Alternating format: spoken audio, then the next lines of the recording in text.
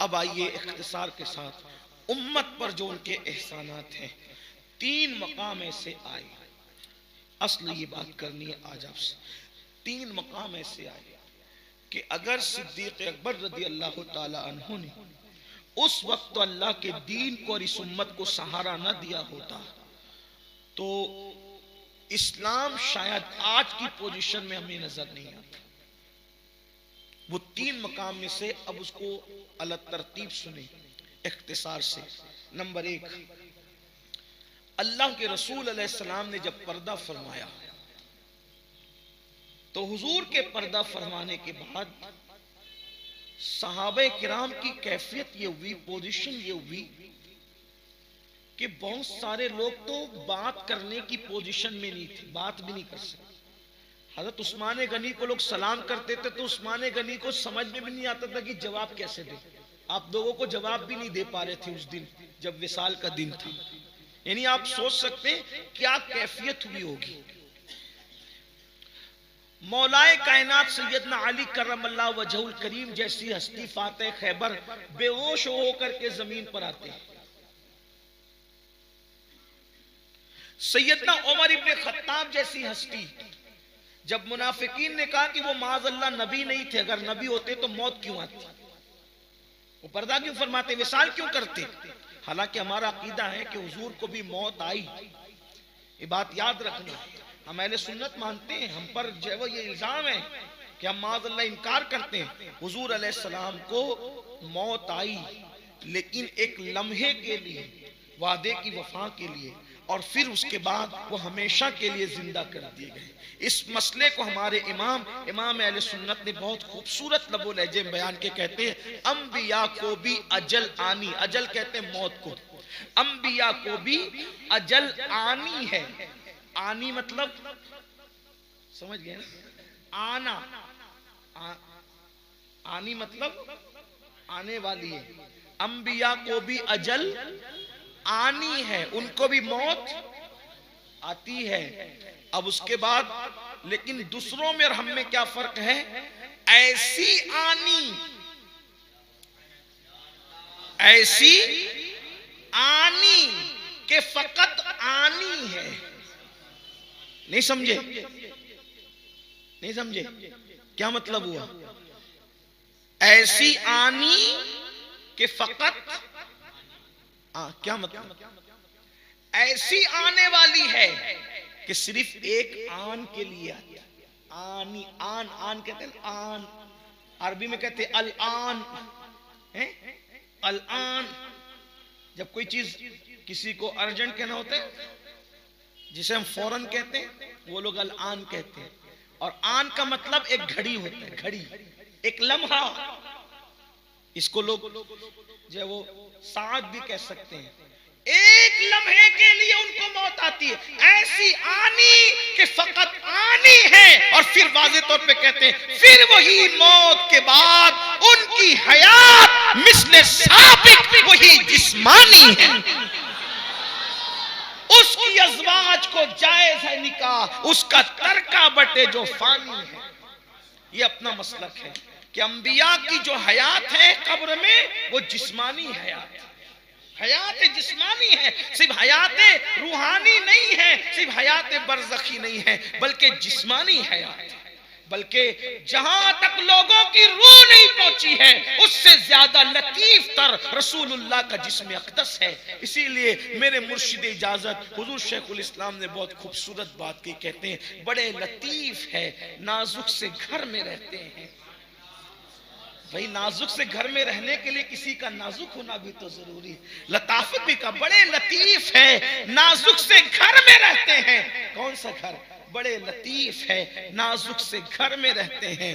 मेरे हुजूर मेरी चश्मे तर में रहते हैं, मेरे हुजूर मेरी चश्मे तर में रहते हैं। हमारे दिल में, हमारे जिगर में रहते हैं, हमारे दिल में, हमारे जिगर में रहते हैं। उन्हीं के घर है, वो अपने ही घर में रहते हैं। उन्हीं के घर हैं, वो अपने ही घर में रहते हैं। अल्लाह अकबर। और यकीन वाले कहां से चले कहां पहुंचे, जो अहले शक हैं अगर में मगर में रहते हैं, जो अहले शक है, तो लोगों की रूहों में वो लताफत नहीं है जो लताफत अल्लाह ने हुजूर के जिस्म अक़दस में अता फरमाई। तो मौलाए कायनात पे बेहोशी की कैफियत तारी हुई। उस्मान गनी जवाब नहीं दे पा रहे। फारूक आजम के हाथ में तलवार है। मुनाफिक कहते हैं कि अगर वो नबी होते तो उन्हें मौत क्यों आती। वो तलवार लेकर घूम रहे हैं कि अगर किसी ने कहा कि हुजूर का विसाल हो गया, मैं उसको कत्ल कर दूंगा। ये सब कैफियत है। इन हालात में सोचो कौन संभाला देता। हुजूर विसाल फरमा चुके, लोगों की आंखों में आंसू, अज़वाज पाक की आंखों में आंसू है। जानवरों की ये कैफियत है कि जानवर कुओं में गिर करके मर रहे हैं।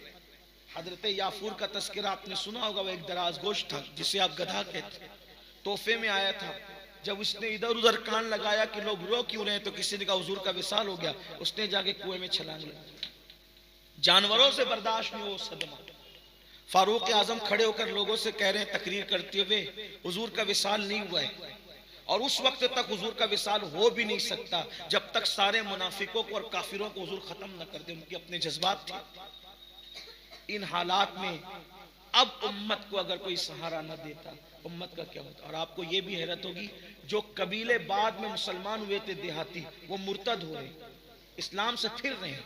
कितनी नाजुक घड़ी आ गई थी कि हुजूर के विसाल का वो आजमाइश थी, विसाल रसूल सल्लल्लाहु अलैहि वसल्लम, कि लोग मुर्तद हो रहे हैं।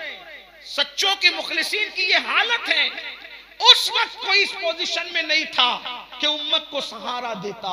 उस वक्त सैयदना सिद्दीक अकबर को अल्लाह ने वो हौसला, वो हिम्मत और वो ताकत अता की कि सिद्दीक अकबर रज़ी अल्लाह ताला अन्हु हुजूर की पेशानी चूमते हैं और पेशानी चूमकर आंखों से आंसू जारी होते, कहते हैं या रसूल अल्लाह, आप कबले विसाल भी नफीस थे और लतीफ थे और बाद विसाल भी आप नफीस है।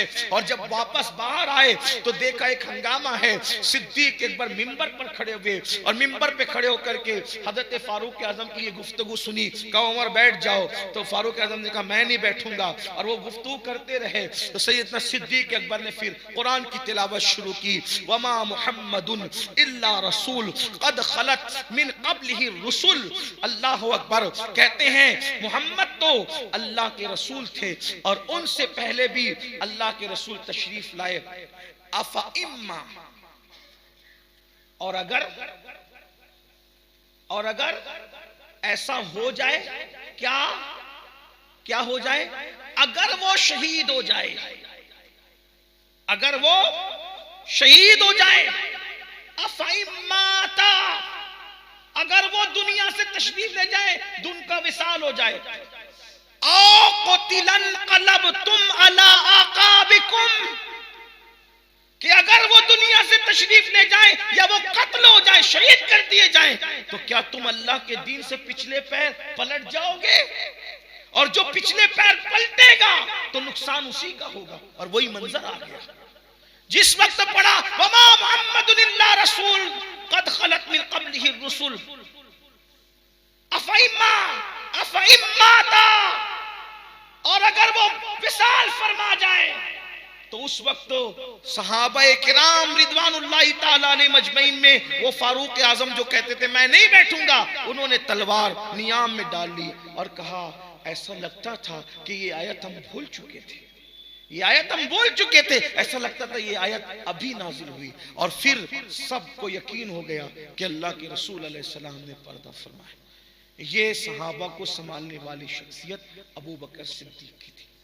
अब यहाँ एक सवाल पैदा हो सकता है किसी के दिमाग में वसवस कि आप लोगों का अकीदा यह है कि उम्मत में सबसे ज्यादा अगर रसूलुल्लाह से कोई इश्क करता है तो वो अबू बकर है। हमारा अकीदा ये, उम्मत का सबसे बड़ा आशिक रसूल, इश्क मोहब्बत का अगर कोई इमाम है, बल्कि इश्क मोहब्बत का इमामुल अइम्मा कोई है, तो वो सिद्दीक अकबर है।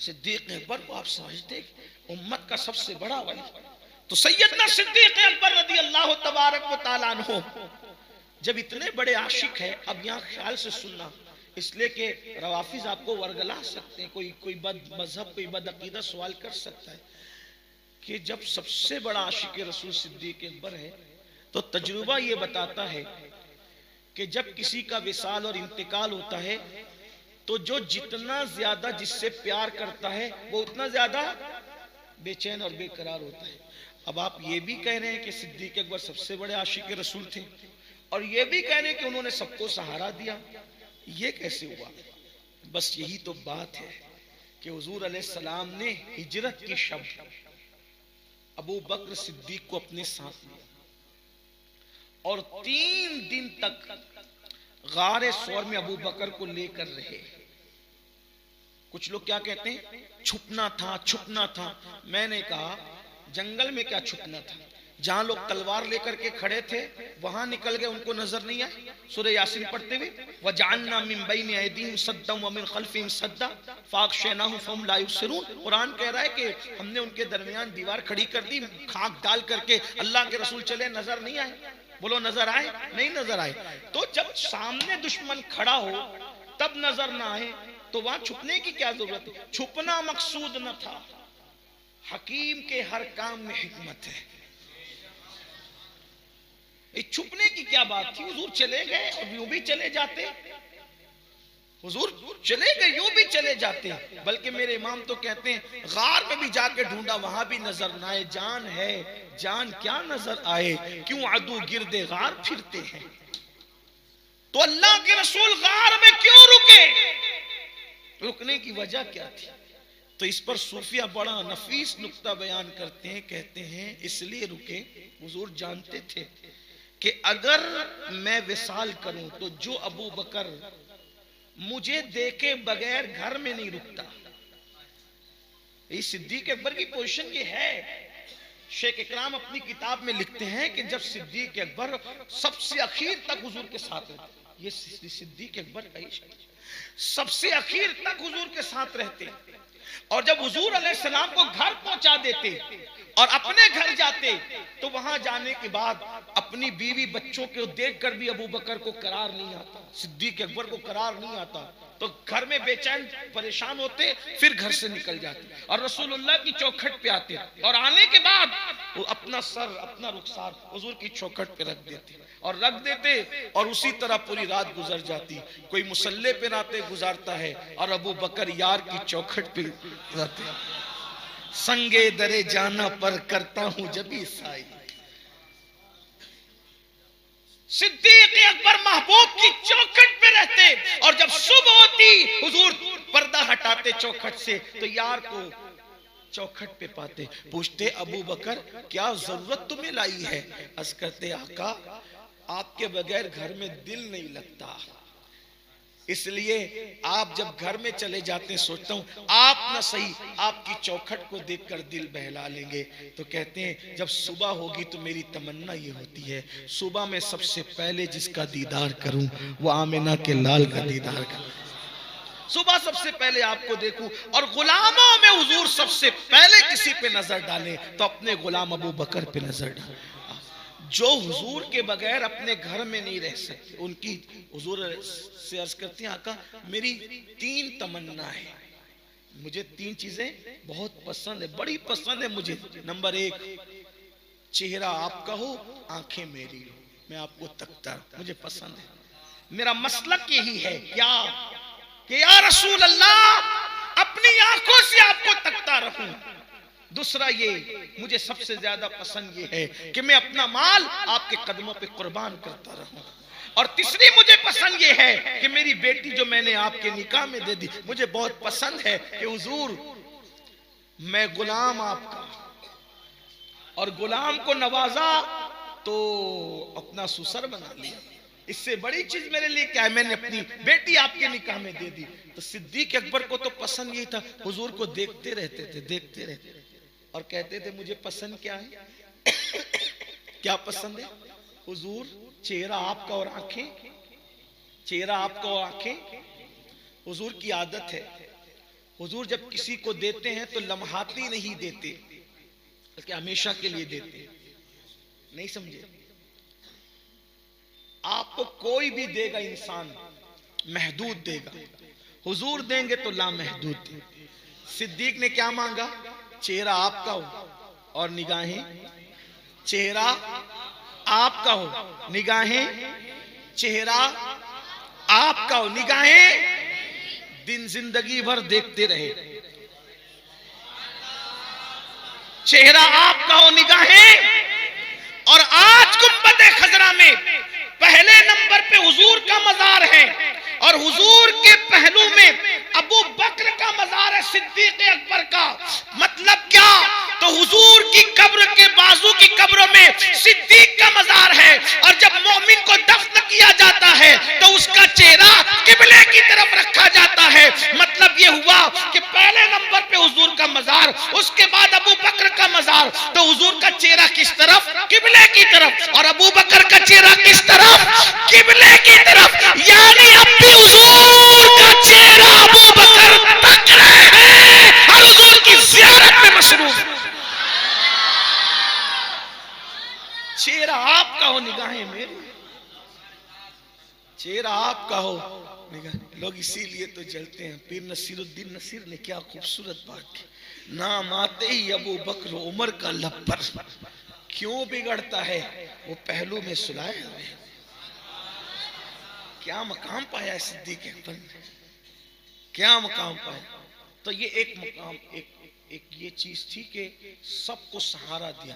लेकिन बात ये कितने बड़े आशिक हुजूर के बगैर रह नहीं सकते, कहीं नहीं रहे, बेचैन रहते थे, बेकरार रहते, हर जगह हुजूर के साथ साथ रहते।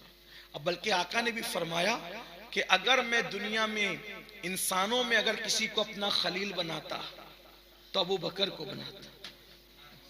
अगर मेरा खलील मेरा अल्लाह है। बहरहाल तो सबसे बड़े जब आशिक ये थे तो इनको ज्यादा रोना चाहिए था, इनकी हालत ज्यादा गैर होनी चाहिए थी। ऐसा क्यों नहीं हुआ?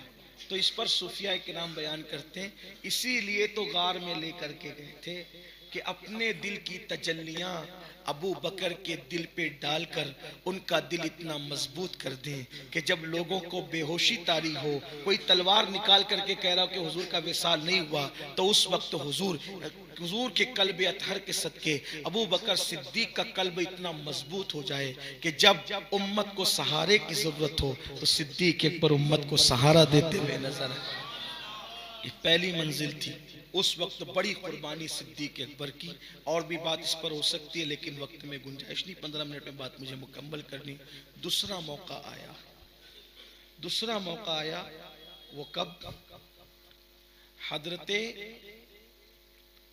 उसामा इब्ने ज़ैद बिन हारसा, उनके लश्कर को रवाना करना था। उसकी वजह यह है, उसका पस मंजर यह है कि जंगे मौता के मकाम पर एक जंग हुई थी और उस जंग के मौके पर अब्दुल्ला इब्ने रवाहा और हजरत जाफर तैयार ये लोग शहीद हो गए और हजरत ज़ैद बिन हारसा हुजूर के मुंह बोले बेटे बहुत प्यार करते थे हुजूर, वो भी शहीद हो गए। फिर खालिद बिन वलीद के हाथ में कमांड आई, आप इस्लामी लश्कर को रोमियो से बचाकर निकाल चुके, लेकिन अभी हुजूर अलैहिस्सलाम के दिल में यह ख्याल था कि अगर दोबारा लश्कर नहीं भेजेंगे तो इस्लामी लश्कर की हैबत और सतवत उनके दिलो दिमाग से कम हो जाएगी।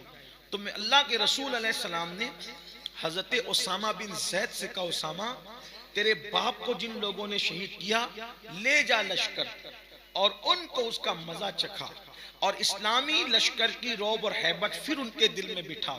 तो जिस वक्त हजरत उसामा बिन ज़ैद को छोटी उम्र के थे अपना लश्कर का अमीर बनाया तो लोगों के अंदर चेमेगोइयां होने लगी कि इतने बड़े बड़े तजुर्बाकार लोग हैं और अल्लाह के रसूल अलैहिस्सलातु व तस्लीम ने एक नौउम्र लड़के को जो है अमीर बना दिया है लश्कर का। तो अल्लाह के रसूल को खबर हुई तो हुजूर अलैहिस्सलाम उस वक्त भी मरज़ विसाल में थे। अल्लाह के रसूल अलैहिस्सलाम उस वक्त भी बीमारी में ही थे और वो भी विसाल वाली बीमारी थी। सर पे पट्टी बांधकर गुस्ल करके हुजूर तशरीफ लाए। फरमाया इसके बाप की इमारत पर भी तुम लोगों ने एतराज किया था, लोगों ने एतराज किया था कि जैद को क्यों अमीर बनाया जा रहा है, लेकिन इसमें वो सलाहियत है, सलाहियत की बुनियाद पर इसको अमीर बनाया जा रहा है। और फिर फरमाया कि यही जाएगा। और अभी हजरत उसामा का लश्कर जो है वो वहां पहुंचा था, मकाम खंडक पर खैमा जन था कि हुजूर अलैहिस्सलाम का विसाल हो गया।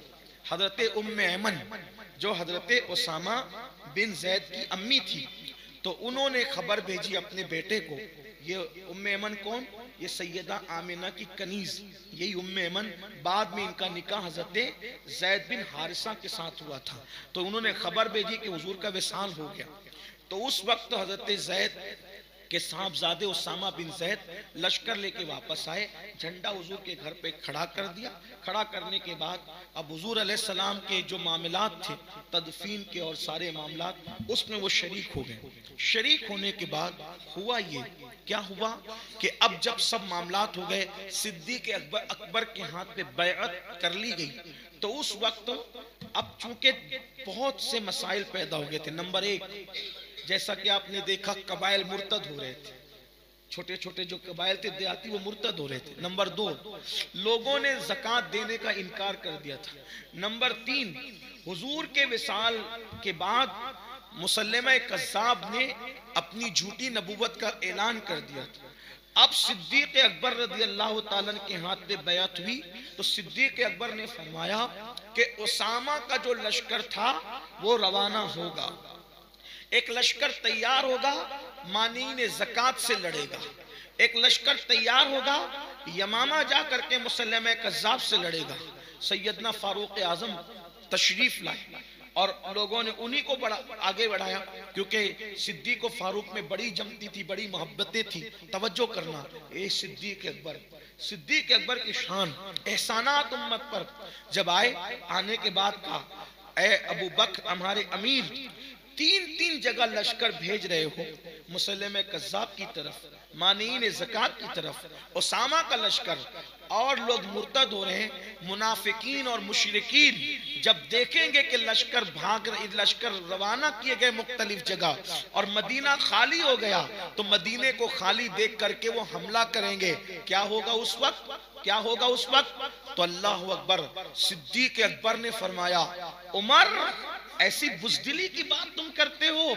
अरे जब तक इस्लाम कबूल नहीं किया था तब तो बड़े बहादुर थे, और इस्लाम कबूल करने के बाद तुम इस तरह बुज़दिली की बातें करते हो। फरमाया, सुन लो, अल्लाह के दीन के तहफ़्फ़ुज़ के लिए मैं ये तीनों काम एक साथ करूंगा। और फरमाया, अगर भेड़िए और कुत्ते मुझे नोच नोच कर खाएं, मुझे उठा कर ले जाएं, मैं इसको तो बर्दाश्त कर सकता हूं, मगर अल्लाह के रसूल के पर्दा फरमाने के बाद दीन के अंदर कोई तहरीफ करे, कमी बेशी करे, मैं उसको बर्दाश्त नहीं कर सकता। और फारूक आजम ने फरमाया, अच्छा ठीक है, मैं आपके साथ हूं। इसमें कायल हो गए। फिर कहने लगे, काम कीजिए, उसामा को हटा दो, बच्चा है, उसकी जगह दूसरे को अमीर बना दो। पता है आपको क्या हुआ? सिद्दीक अकबर, ये है सिद्दीक अकबर ने फरमाया, उसामा को रसूलुल्लाह ने अमीर बनाया लश्कर का, और तुम कहते मैं उसको हटा दूं।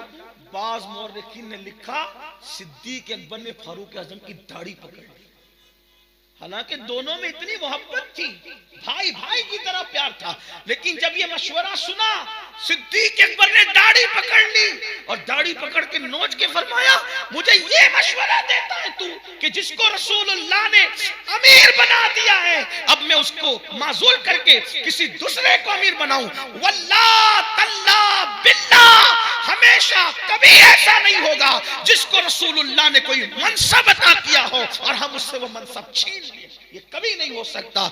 ये हुजूर से वफा का तकाजा है कि हुजूर ने जिसको जो मनसब अता किया है, हम उससे वो मनसब कभी वापस नहीं ले सकते। ये सिद्दीक अकबर रज़ियल्लाहु ताला। और फिर आपने भेजा, और 40 दिन के अंदर अंदर वो लश्कर लौट कर वापस आया, और ऐसे कुचला रोमियों को कि वो तो सोच रहे थे कि हुजूर का विसाल हो गया, साहबा घर बैठेंगे, लेकिन वो इस्लामी हुकूमत का दबदबा और वो शौकत हुई कि फिर रोमियों ने उठने की कभी हिम्मत नहीं की।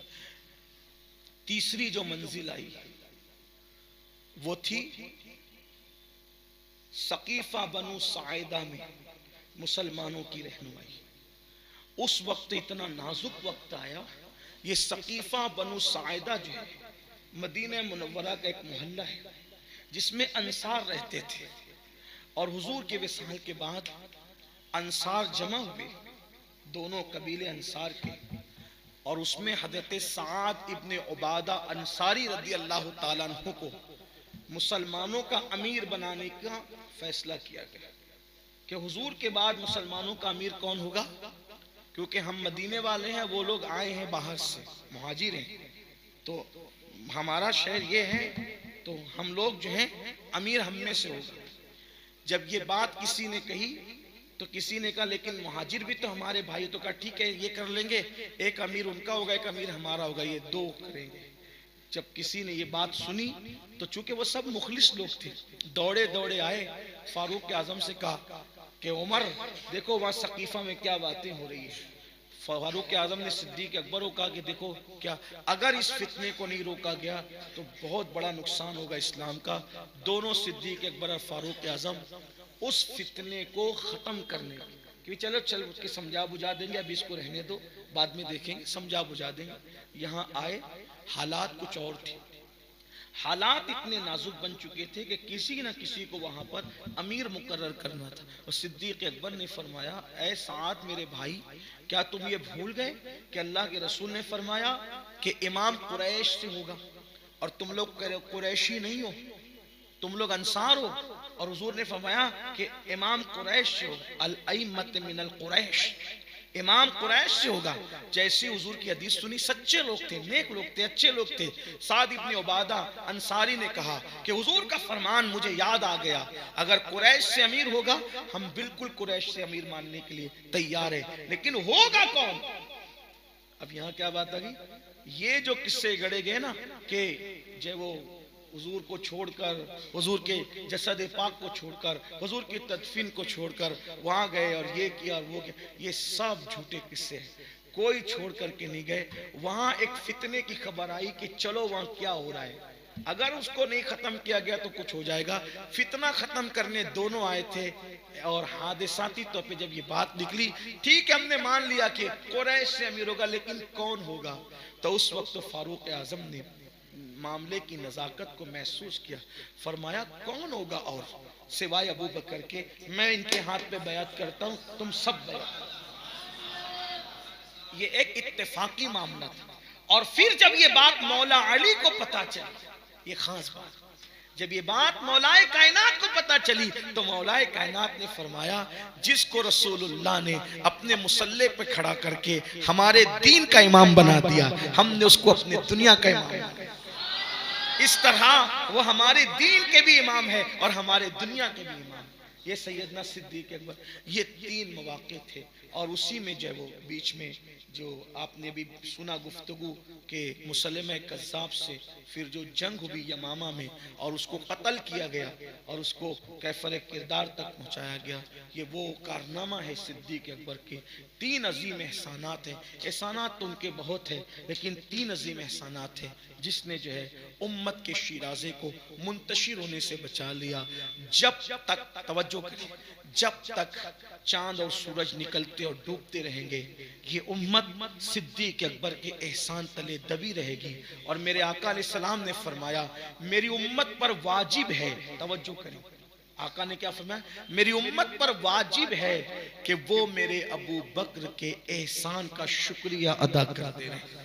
हम हक तो अदा नहीं कर सकते, लेकिन ये हमारे बुजुर्गों से हमने सुना कि सिद्दीक अकबर के एहसानात का शुक्रिया अदा करने का हुक्म दिया गया।